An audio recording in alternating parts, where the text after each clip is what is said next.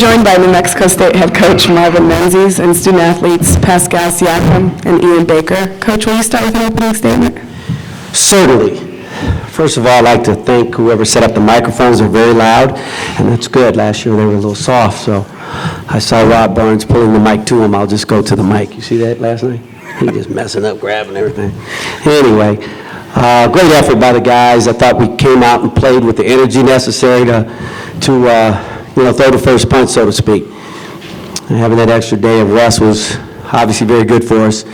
But it was our execution, I think, on defense and our aggressiveness, on missed shots and getting out in what we call speed game and trying to get some easy buckets. We got some buckets off of turnovers and a couple of offensive rebounds. So we scored a lot of different ways, got to the free throw line, shot it well from the perimeter. So all of that makes for a good recipe. So I want to commend the rest of the team for playing so well in the first half so I could sit Pascal for so long. But outside of that, I thought it was a great team win. Questions?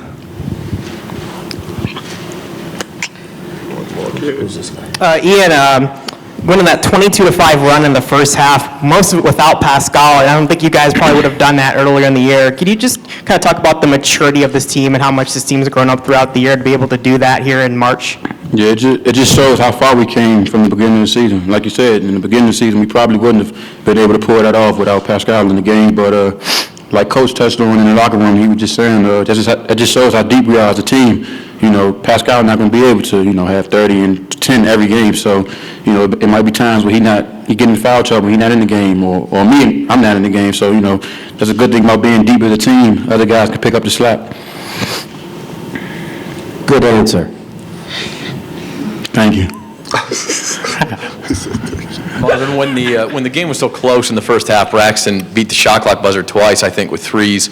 How important has his sort of surge been to how well you guys are playing? He's been playing very well as of late, and obviously, what we just touched on earlier, depth is going to be a key for us, especially when you get to one and done time. You can't afford to have one or two guys off and still to operate at a high level of performance. So we've had a lot of those. We've been very fortunate in the sense that when we don't go to what we call a shot clock play, and we stay in our conceptual basketball, whatever that base offense is at that time, we tell the guys just keep playing. The guys just got to be aware of the clock, obviously. And he sized the guy up pretty well. He knew how much time was on the clock before he took a shot on the first one. And Ian did that. I think it was our last game a couple times where shot clock was winding down, and he just kind of knew what he had to do and set his feet and got him underneath those hips and drove up a nice three-pointer. So we've been fortunate, with those end of shot clock, kind of planning that we have. It's not just it was late in the shot clock. They knew that they knew when the clock was expired.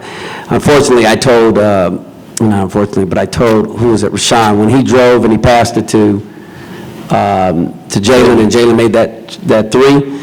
And I told Rashawn that was your fault that he did, had the shot clock expired, because Rashawn should have been the one that shot it, so he's got to know the clock. So sometimes you get lucky, sometimes you don't.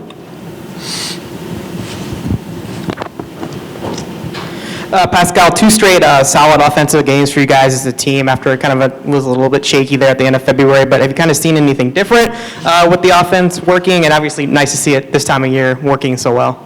We're still doing the same thing, we've been doing from the beginning of the year, and we just got to keep, stay confident, We have a lot of shots that didn't drop, during a good period of time. Now they're dropping, so you just got to keep, getting in the gym and getting shots up and being confident that it's going to go in.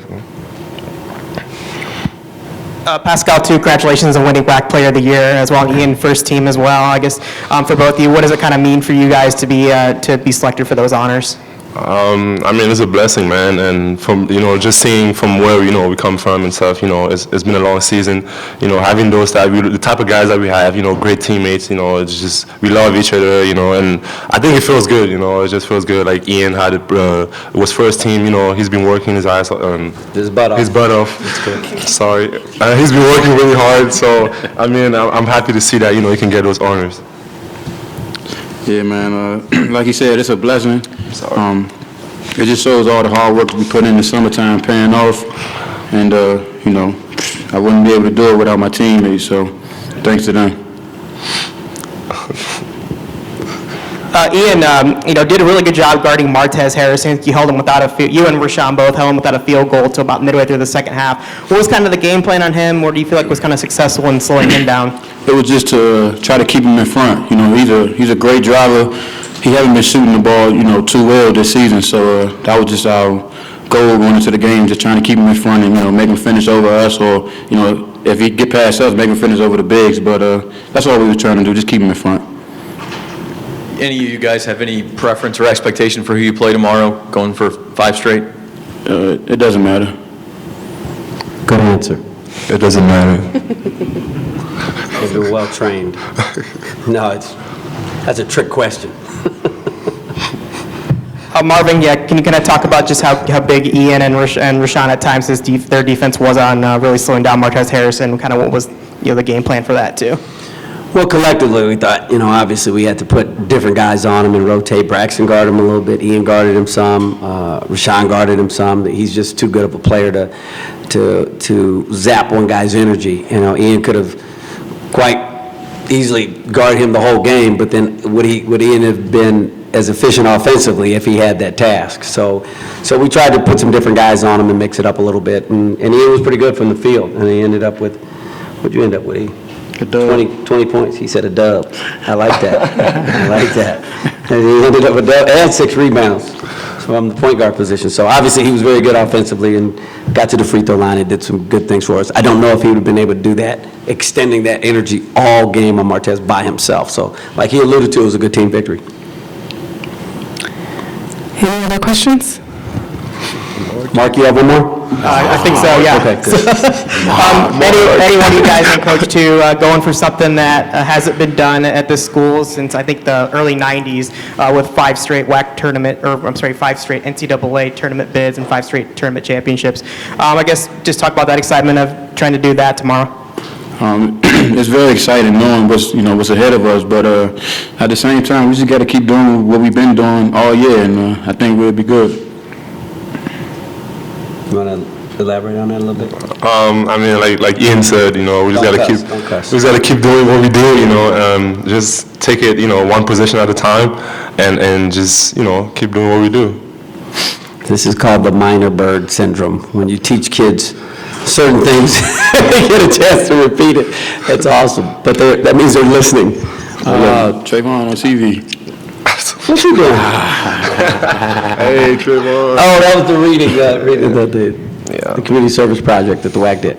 Anyway, we got distracted. Where were we? No, we were talking about the possibility of getting to 5. And Mark, I'll just summarize that with great kids, great staff. You have opportunities to do stuff like that, and so we're extremely fortunate to have the things that we have in place, from leadership all the way down. We have really good alignment from our president to athletic director to support from all around us, and when you have that kind of synergy and belief, and support, then it makes things a little bit easier to move forward. And so hopefully we can complete the task tomorrow. Any other questions? Thank you, guys. Be amazed, baby.